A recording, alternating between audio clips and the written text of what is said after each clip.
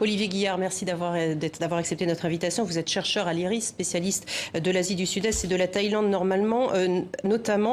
Alors avec la mort du roi Suv, on vient de le dire, une période de transition incertaine à plusieurs titres, mais commençons justement par celle de la succession. Comment faut-il analyser justement ce délai demandé par le prince héritier alors qu'il a prêté serment en 1972 déjà? Disons que les choses sont réglées normalement par le protocole thaïlandais qui est assez rigoureux à mains égards. Donc nous savons depuis 1972, il n'y a pas de surprise pour le coup, que le seul fils de 4 enfants devait succéder donc à Ramanov et que donc les choses devaient se dérouler selon un protocole normal. Bon, ce qui est à peu près certain, c'est que ce futur roi s'est bien mal préparé à ses fonctions. Ces 4 dernières décennies, on l'a vu davantage dans des frasques et à l'étranger plutôt qu'auprès de ces sujets. On l'a mal vu entrer dans les pas plutôt nobles de son père, à la différence de certaines de ses sœurs, par exemple. Donc en définitive, les Thaïlandais se disent, nous savons exactement ce que nous perdons, nous avons une petite idée du futur souverain que nous allons avoir, un souverain en définitive qu'une majorité de Thaïlandais idéalement n'aurait pas choisi, il faut dire les choses comme elles sont. Ils vont faire avec, il y a un profond respect pour la monarchie, pour l'image du père, on est en période de deuil, donc de non-contestation, surtout dans cet environnement bouddhiste particulier du sud-est asiatique.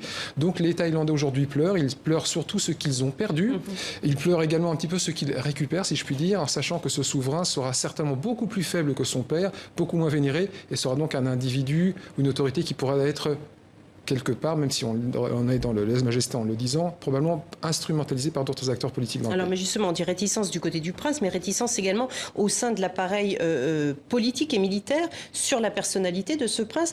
Quels vont être les liens entre la junte actuellement au pouvoir et la royauté? Alors, ce que l'on peut dire, c'est que l'ambiance générale de cette Thaïlande d'en haut, de cet establishment qui a de tout temps jusqu'au détour du XXe et du XXIe siècle, a toujours piloté ce royaume, en tous les cas sur son mode moderne. C'est un establishment qui entend garder la mainmise sur la Thaïlande, quelle que soit sa situation économique, son image internationale et son positionnement. Elle se heurte à une situation qui est celle d'une Thaïlande plus modeste, donc une Thaïlande qui a pris en compte le fait que la démocratie pouvait lui servir à arriver et à passer outre ses conditions de classe.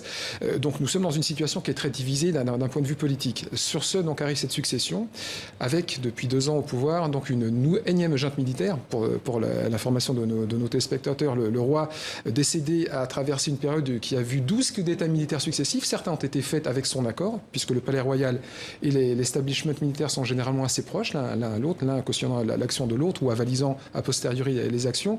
Donc une sorte de communion d'intérêts assez fréquente. Aujourd'hui, ce que nous avons coutume de penser, c'est que ce palais royal, en définitive, avec la disparition de ce souverain vénéré, qui était très influent, avec une estime et au niveau national et international, laisse la place à un souverain qui va être beaucoup plus faible donc, que l'institution militaire, aujourd'hui au pouvoir d'un point de vue exécutif, pour avoir une ascendance forte comme elle ne l'a jamais eue depuis des dizaines et des dizaines d'années sur le cours des choses politiques. Donc il y a aussi une dimension qui est particulière, la société politique est très fragmentée, très partisane, et il y a aussi une sorte de trésor de guerre, on en parle peu, mais le roi Bhumibol donc, a une fortune qui est estimée entre 25 et 30 milliards de dollars, donc c'est un butin sur les mains duquel beaucoup de gens lorgnent, et il y avait certaines fractions royalistes qui étaient plus près d'un partage ou d'une meilleure gestion que d'autres. Tout ceci a fait les frais de quelques négociations ces dernières semaines. Mais quel va être justement aujourd'hui le facteur d'unité pour le peuple thaï? Parce que c'était le roi jusqu'à présent, et le roi Bhumibol en particulier. Est-ce qu'on craint justement cette déliquescence et peut-être un regain de tension?